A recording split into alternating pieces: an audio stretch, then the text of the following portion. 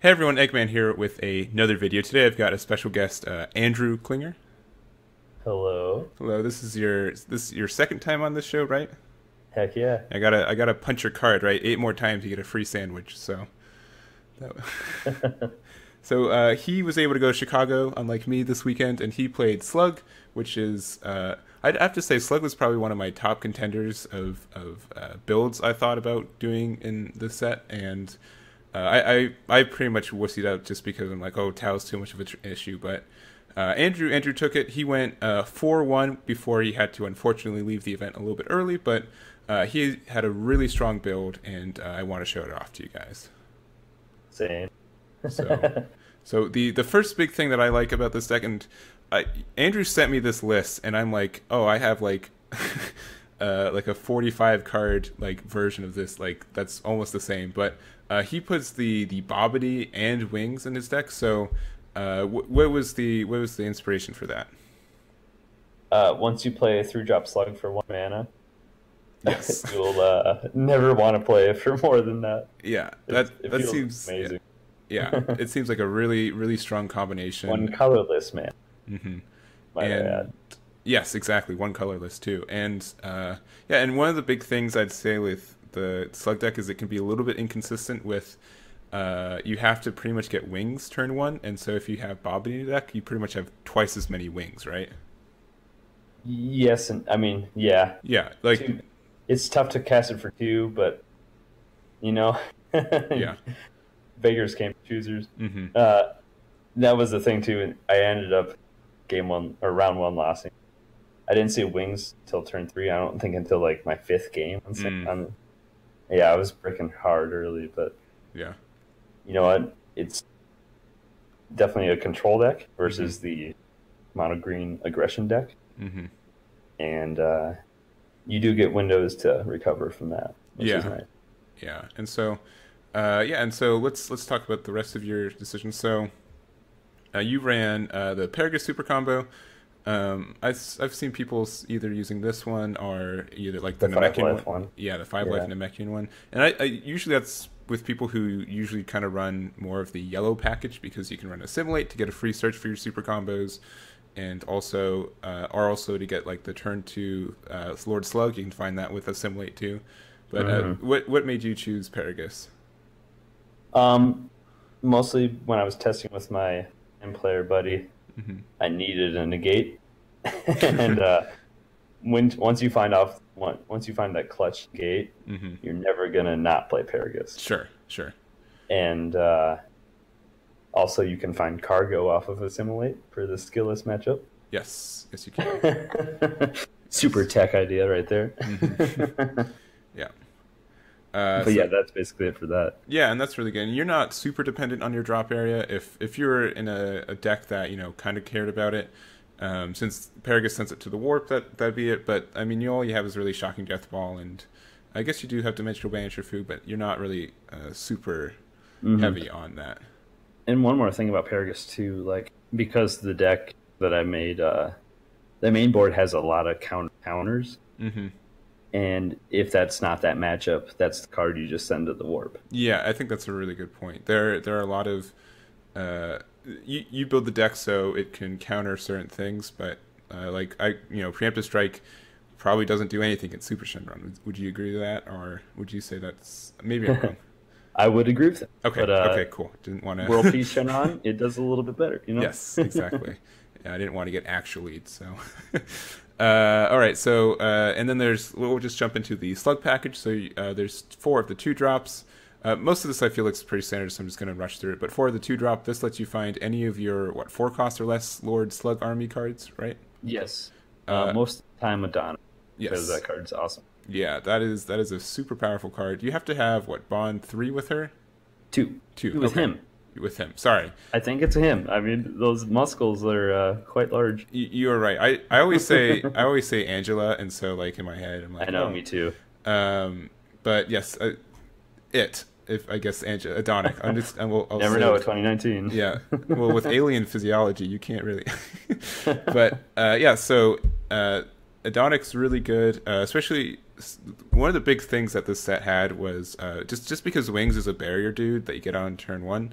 or dude or dudette. Once again, you don't want to assume, but you can. It just makes bond a lot easier, which I think this archetype was having a really big struggle with.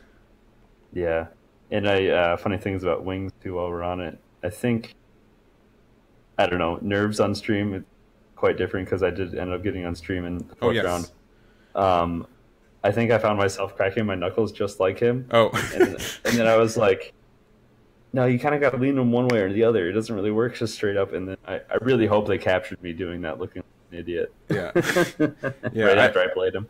I'll make sure if I'll link the Twitch stream. I don't think they've at time of recording. I don't think they have Wednesday. Yeah, they're pretty good. AOG's pretty good at getting stuff like decklist 2 days out, and then YouTube videos before the next event, right? So yeah. But yeah. Angela, very good card, and then the new Lord Slug, Agent of Destruction, also a surprisingly good card, especially if you get it out for 1.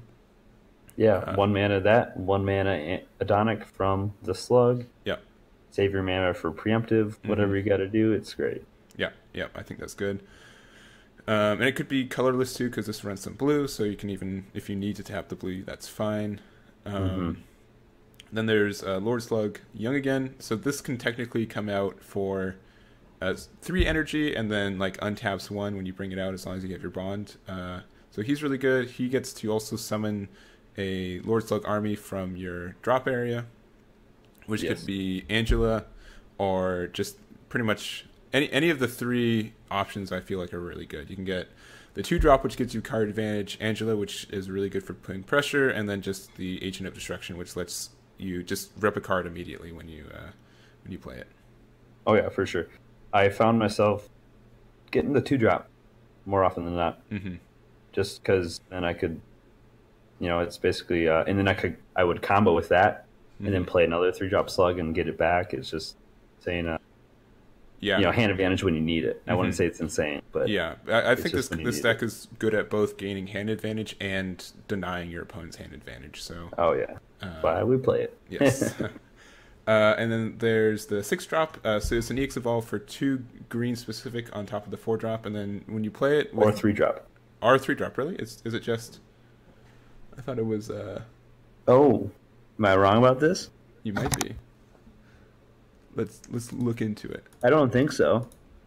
Place 1 card from your hand into your drop area. 4 or more. You are correct. It is. Well, good thing I never put it on. Okay, yeah, or at least on the stream. But yeah, so you get to do that, and it just drops 3 when you play it, right?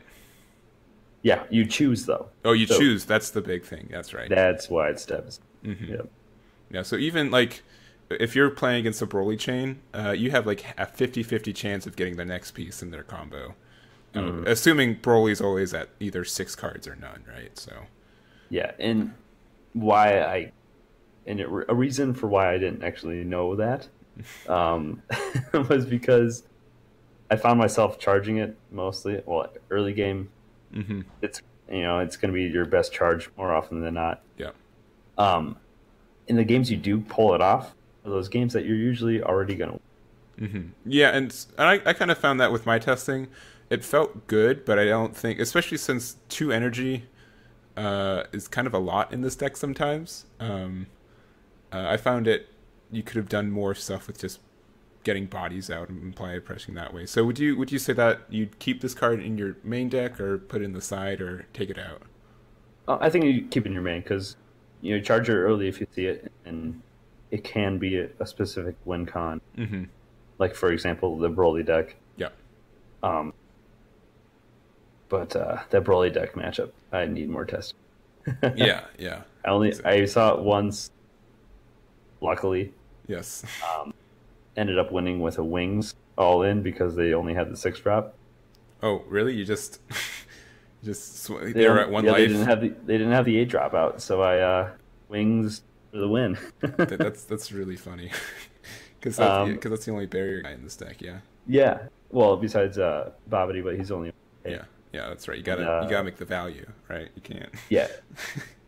And I guess we'll get into this later too, the sideboard. But strategy so far I've come up with is just stall until you can find your window. Yeah. But lately, I mean, my buddy did super amazing with the deck, and we play tested only a couple times so far, and he doesn't rush the chain, which is super smart, and he stays above 6 most of the game, and I'm just sitting there like, how am I going to win? Yeah, and you just hit with the Donica Angela just so... Yeah, you do what you can. Yeah. Worst case, they have to pitch 2 cards, right? One with the crit, one with the discard, and then if they have Broly, they have to discard a card to pop it, right? So, but okay. But yeah, look, Lord Slug, pretty good card, but usually only when you're already going to win. Yeah, I agree with that. If you don't have the 6-drop, I think this deck can still function without it. To be honest, you might have some issues getting to the late game, but right now I feel like games are pretty much figured out by turn 3. So yeah, around there. Yeah, 3 to 4. And then the next Agent of Destruction, you have the Bojack, which this gets you put something to rest if with or without barrier. So you, which is I think would be really good against Mercenary Tau, and I'm guessing that's part of the reason you ran it. Yes. Yes, and then also for 2 energy, if this card's in rest mode, you can put your opponent's leader or keep your opponent's leader in rest for a turn. Mm-hmm. Did you ever do that second part, or is just for the... Twice. I did out of my 12 games. Okay. I did it twice. Which leader was it against? One was the Gillis, because he wasn't awakening himself, and he was still applying that pressure. Okay. And then the second one was on stream. Okay. And that was against Gogeta, and that guy gets double strike. So that's right. Quite keen on that idea. Yeah, he would be really good to put the 6, the star deck Broly. Against Broly. Yeah, but that's a hurdle and a half. 4 mana. Where are you going to find that 4 mana? You're going to use 4 mana and make sure he gets to an attack in without getting blown up by a Broly, right? Yeah, so. It's just the turn. Yeah. And if that, exactly that point. But you deny them like 5 card draw, so it'd be really good. Yeah, that matchup. We can we'll laugh at that right now, but gosh, that's tough. Yeah, I'll let me just keep laughing at Super Shenron until it's like 15 of the top 16 decks and people are just playing solitaire all day. But let's finish up with the rest of this deck. So you've got 2 Kamis and 2-dimensional Banisher Fu. Was Kami, do you feel like a good choice, or was this kind of just...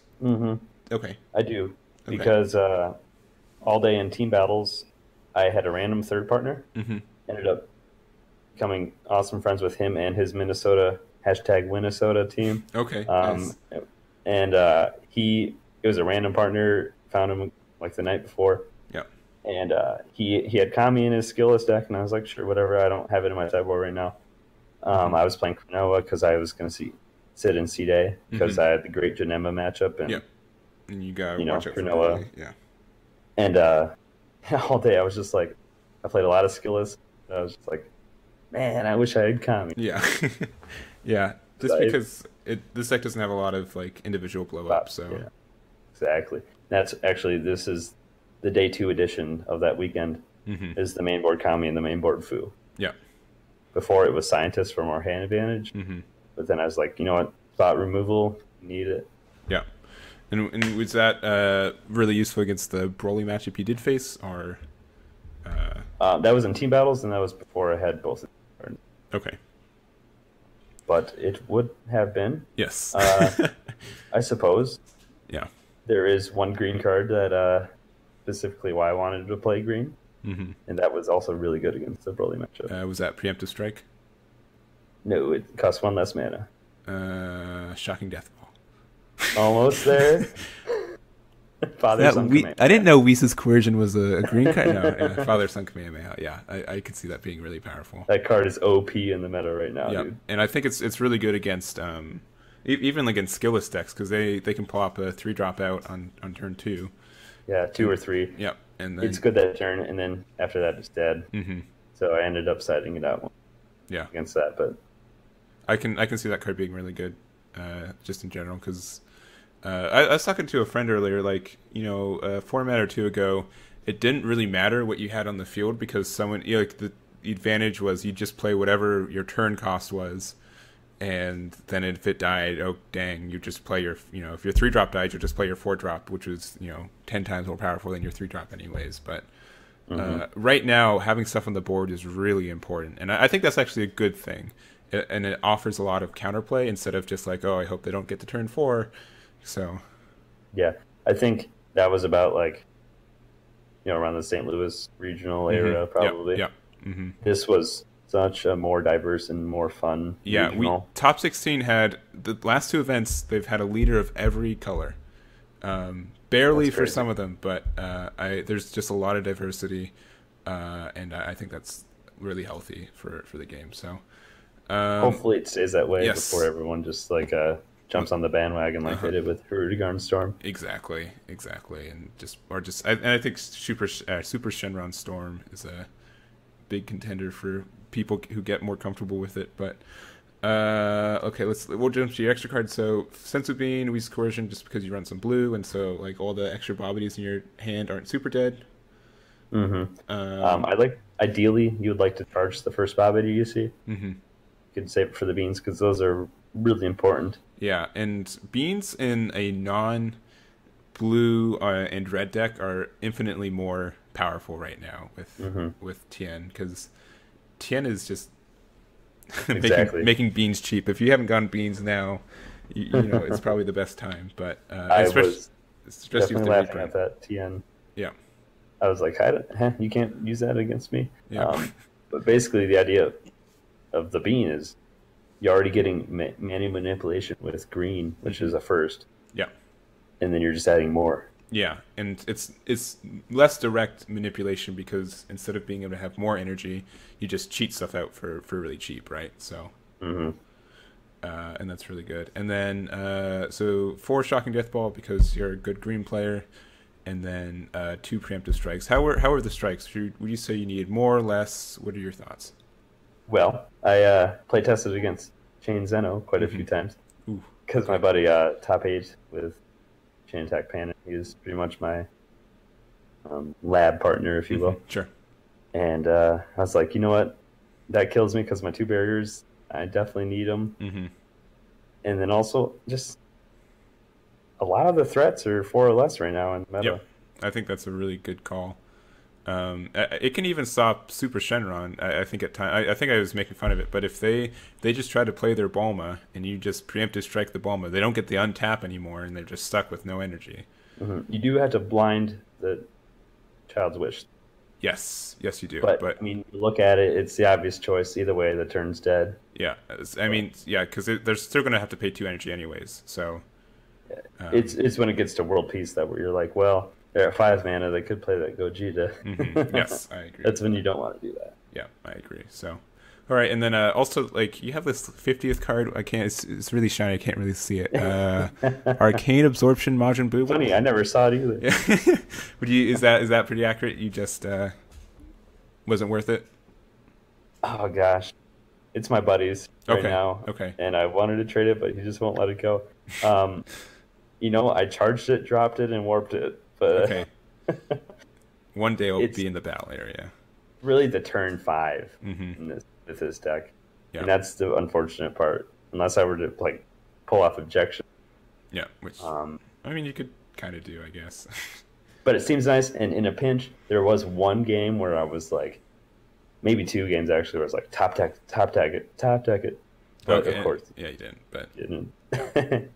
Okay, I mean at least it wasn't. Yeah.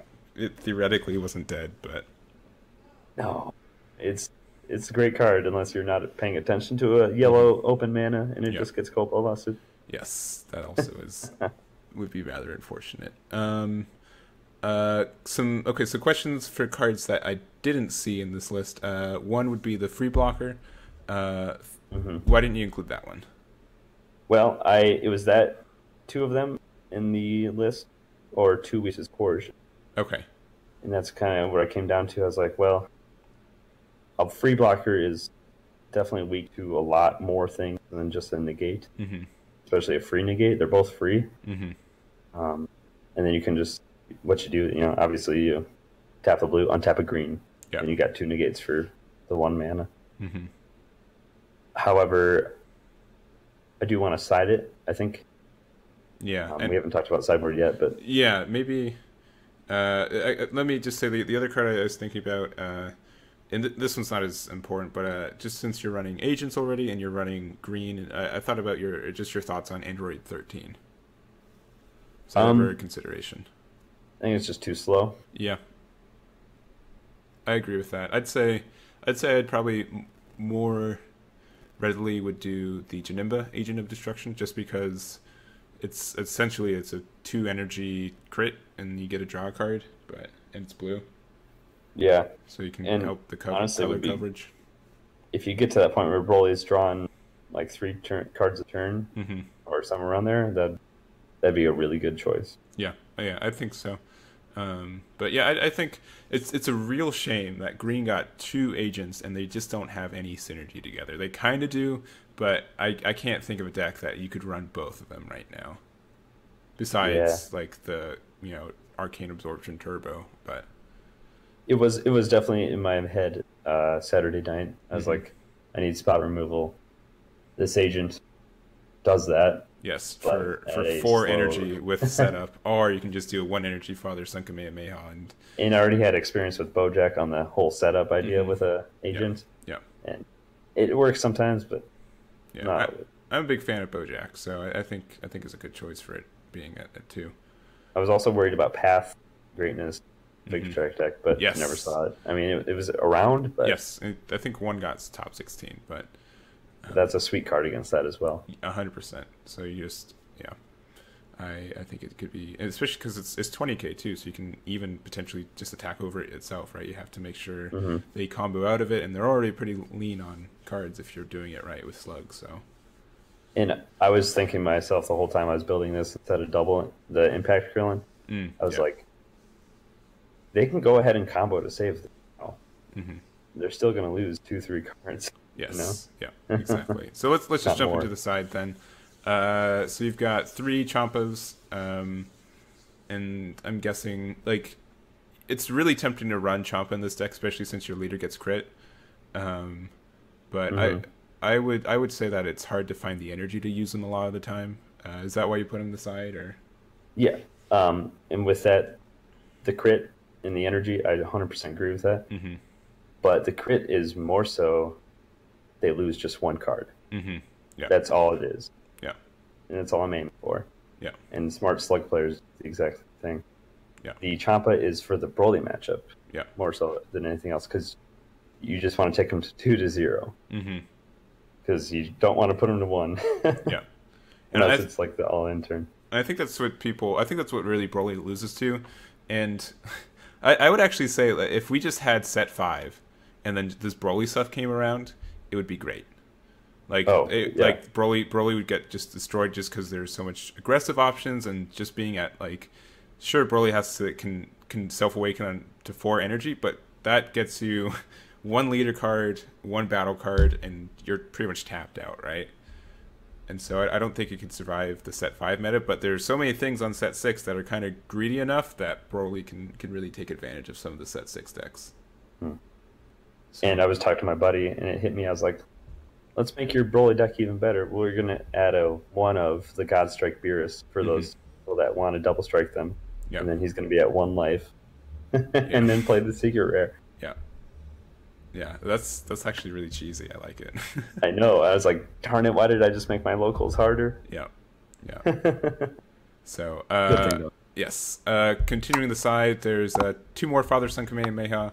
I think having a majority in the side is the right choice. I think that card could be dead in some matchups. So I think that's good. The top 7 cards there are all for the Broly match. Okay, so including the sacrifice, which more free negates, the better. I would think, especially since sacrifice doesn't need sparking, and that can be kind of tricky if you're playing over realm stuff and everything. So, and the tricky part with this is like those could be Whis, because they're both free. My code, I don't know. It was was thinking they could be good as Dunes or the free blocker. Some matchups that's really needed. Yeah. And then we've got let's see. So what I actually don't know what the 1-drop Vegeta does. Can you enlighten me? Yes. This was what I thought about Saturday night. A lot of people thought about Saturday night, and the judges, I overheard them talking about it Sunday morning. This is the 1-drop Vegeta that KOs all your opponents 1-drop. This is specifically for the skillless matchup, and then maybe amongst others. But if the Aider and the Son Goku both die at the same time, Aider's effect doesn't go off. Yes, that's true. So yeah, that's really good then. That's a good point. So that's just there for that, and whatever else I feel like they're playing a bunch of 1-drop draw cards. There you go. And real quick tangent. Do you remember, did they make an announcement on the ruling of Agent of Destruction Janemba and Tien? How that resolves? I never ran into that kind of... Okay. When I was planning on going to this event, I was running Janemba, and that would make a difference to me, depending on how it ruled. Just because, so essentially both Tien stops working at the end of your turn, and Janemba untaps at the end of your turn. And so there is some contention of what happens, what happens first, and if you untap a card or not. I never got a resolution of what it would have been at the event, but I was curious if there was a ruling for that. Anyways, we'll jump over to, so we got 2 double impact Krillin, probably for Tao and or Goku. Or wait, does double impact, he only does 2 or less, right? 2 or less, yeah. Okay, yeah, okay. But that was a lot of times I would just side that in game 2 anyway. I'd imagine. Yeah, I think that's pretty safe to do that. And then an extra preemptive strike. Would you go to 3 sometimes? I was playing androids before this, and I had 3 main board, and it was really well. It worked really awesome. Then again, it was just the Clash of Fates meta. Yeah, we'll play the green Goku, and man, that preemptive against that deck is nuts. Yes, yeah. I have just such worries about putting preemptive in a draw 2 deck. I feel like an untap 2 green deck's okay, that makes a lot of sense, but with how much mana, that's the card I would say I wouldn't put in this deck immediately, just because I'm I'm going to be energy starved so much anyways. But it makes your opponent play around it, which pretty much gets you energy in a sense, and or have minus Killy Zone, I guess. Did you ever get minus Killy Zoned? Yeah, my first round loss. Yeah, game 2, it was like this awesome green blue Dragon Ball starter deck leader. Okay. And he would just ramp to World Peace, and he was playing that Frieza that KO'd barrier cards. Oh yeah, the 4-drop double strike. Yeah. So that was actually pretty hurtful against me. Game 1, he just piloted it super well. I was not prepared for it. Yeah. I usually always lose in the first round too. Yeah. And so I ended up siding into that 3rd one, and it was really awesome. I could have even bluffed 2 green. He probably would have played the same. But then I saw him top deck minus kill zone because he had a reaction where he fist pumped and said yes out loud. Well, so I'm happy he's happy. I don't know.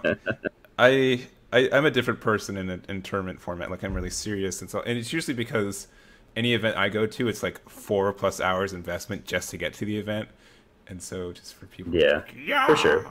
But I mean, I like to try to have as much fun as possible. Oh, of course, the game is great. Yes. But what's fun about it is just the constant critical. Yes, I agree. So where my brain didn't shut off until maybe tomorrow. Yes. And then lastly, 3 Mercenary Tau. So obviously Tien is a popular side deck card right now. Thoughts on putting Tau in, and also why not putting Tien in? Well, the only blue leader, Janemba, it's already a great matchup. Yeah, I don't need to side in for that. And Tau, my buddy was playing Danny Hype, and Buddy's known for, I don't know, just playing sort of slow and drawing out. He's also a Janemba player, so they ended up drawing, and he said he played Tau against his Dende deck. I was like, oh yeah, that's amazing, because they can't 1-star without warping 3 cards. That's right. So it's stuck in their hand. That's a really good point. So this is a counter to multiple decks. It's not just the Slug deck. You have to cast it for 2, but still, that's if they can't awaken, you're no, it's green or yellow on Tau. isn't it? Oh yeah, because they were playing the Dende. You're right. Okay, sorry. Yes. I did cast it for 2 against the Dragon Ball leader though. Yeah. And that's when he fist pumped for the minus kill zone, so he could kill that and play his second 1-star.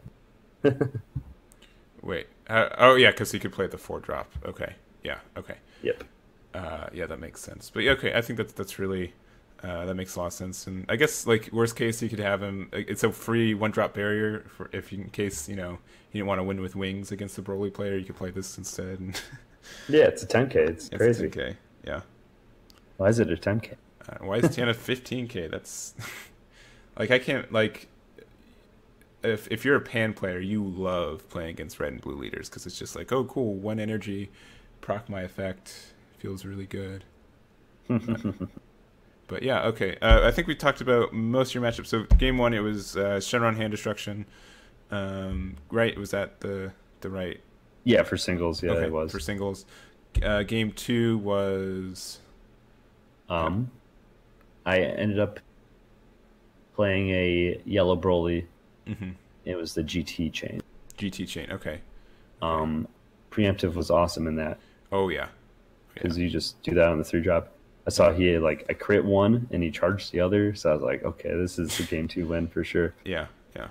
And so I 2-0'd him, and then third matchup was my first Slug mirror finally, because I actually kind of was dying to play it. Yeah. And, that mirror is really fun because game 1, super fast. We both wings. Yeah. Turn 2, I played 2 of the 2-drops because I was like, let's just get hand advantage. I don't have the right kind of stuff to go. And then he goes like the typical mono green route. Yeah. And then game 2, we both side in Tau and double impacts. It just like slows way down and it gets way more intense. It's super fun. Yeah, yeah. It sounds like a chess game at that point. So yes, in fact, I think his only screw up is he wasn't quite as veteran on Slug because he forgot the bond numbers.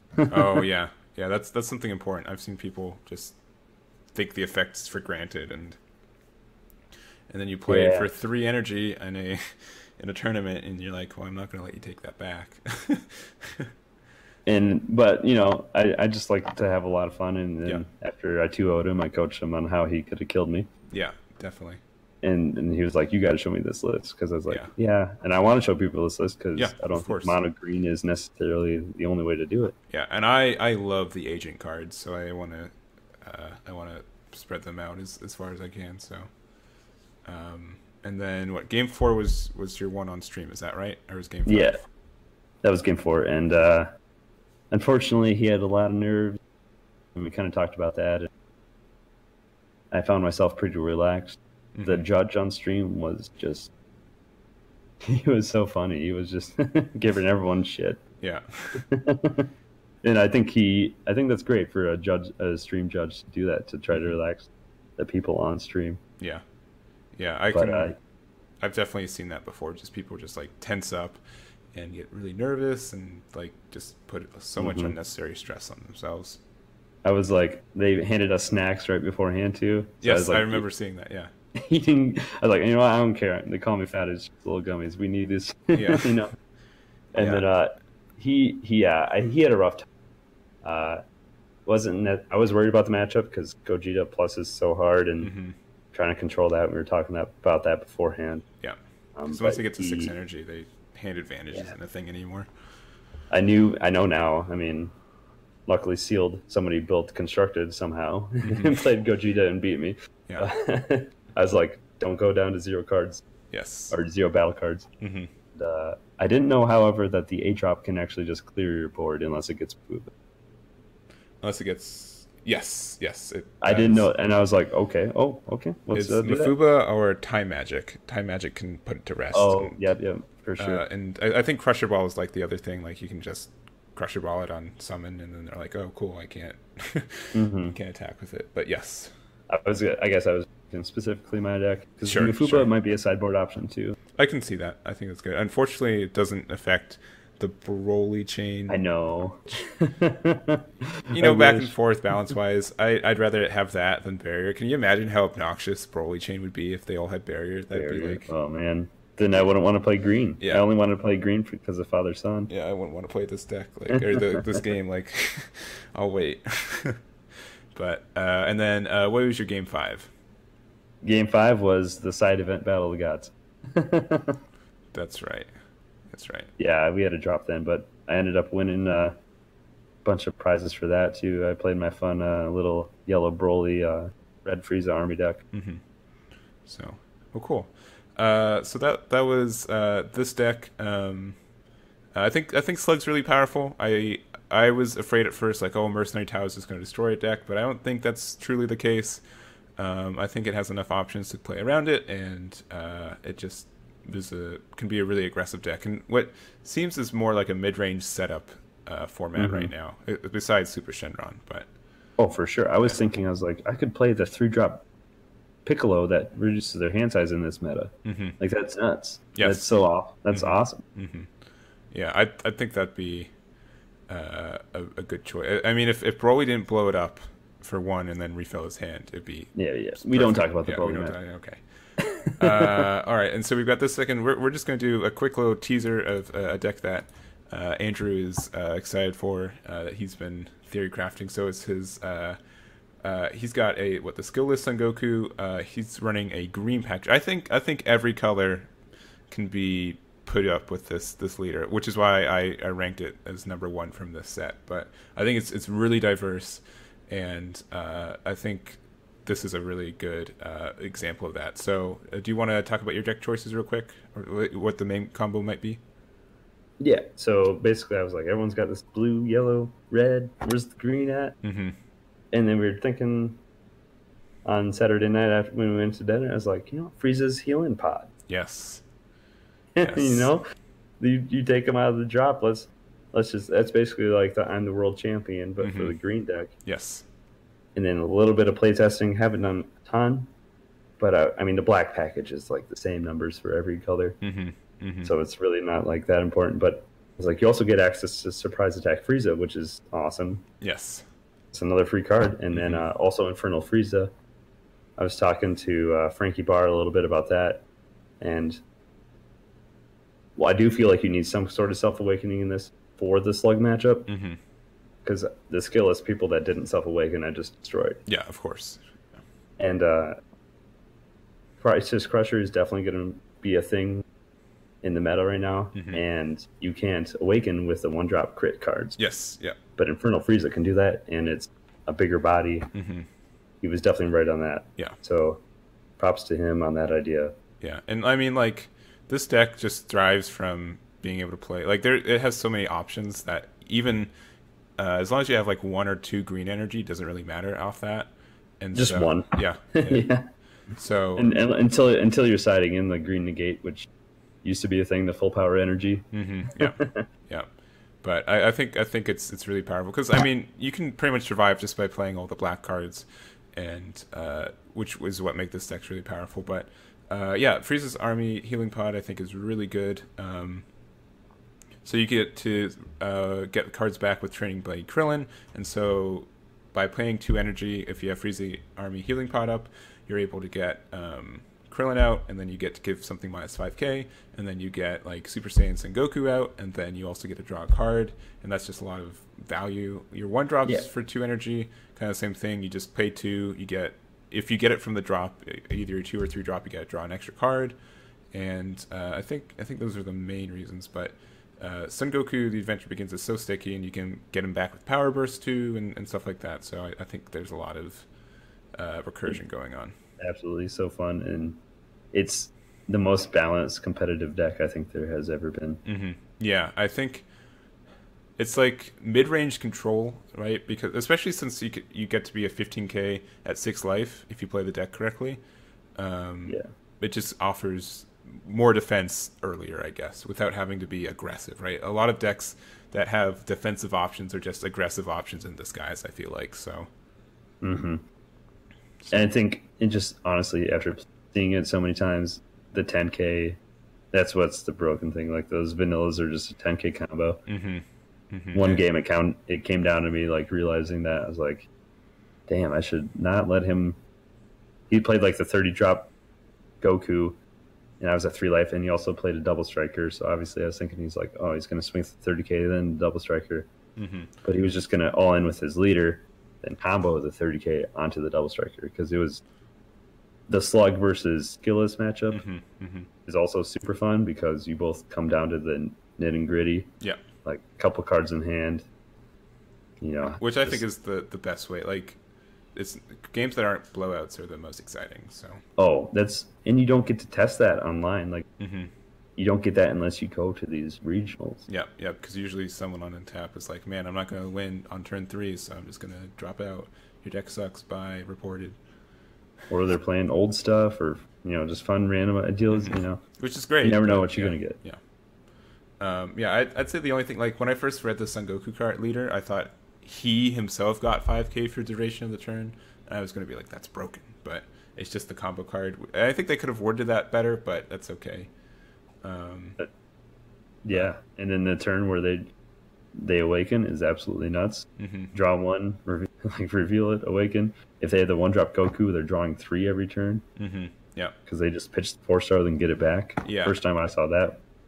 I really think the 1-drop Son Goku should have just been auto when you play this card out of 4-star ball, but just being what I thought it was. Yeah, that's what I was thinking about at first, but I'm like, oh, this gets out of control really quickly. Like, it can be very good. And the one good thing is, though, this deck has a lot of counter, and they don't have amazing removal unless they see an 8. Yes. And so that Piccolo, this blocker Piccolo, is definitely a thing. Real quick, I don't know if you know ruling. So if you have like Super Saiyan Son Goku, the vanilla, if you attack with it, combo with 4-star ball, and then can you give it double strike afterwards? So it's a 40k double strike. Yes, I actually do know the ruling on this.